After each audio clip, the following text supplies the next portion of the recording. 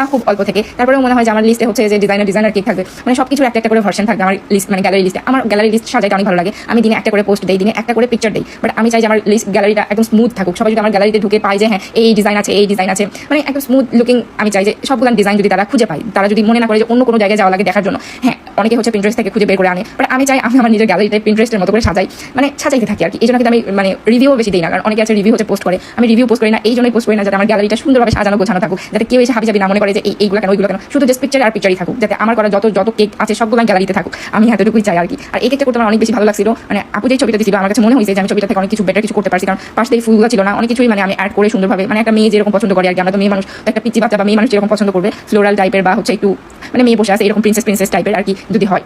এই যে সময় আমার কারেন্ট চলে গেছিল, যার জন্য আমি একটু ভিডিওটা দেখতে পাচ্ছি অন্ধকার। এখানে আমি স্টারগুলো বসাই দিচ্ছি একটু ছড়াই ছিটাই, যাতে একদমই বেশি মানে হিবিজিবি কিছু না মনে হয়, যাতে মনে হয় যে একদম কেমন জানি একটু ফাঁকা যাতে মনে হয়। তো এই তো আমার কেকটা রেডি, কেমন হয়েছে অবশ্যই কমেন্ট বক্সে বলে যাবেন। আর এই প্রিটি লেডিটা তো আমার অনেক বেশি, বেবিটা আমার অনেক বেশি পছন্দ হয়েছিল করার সময়।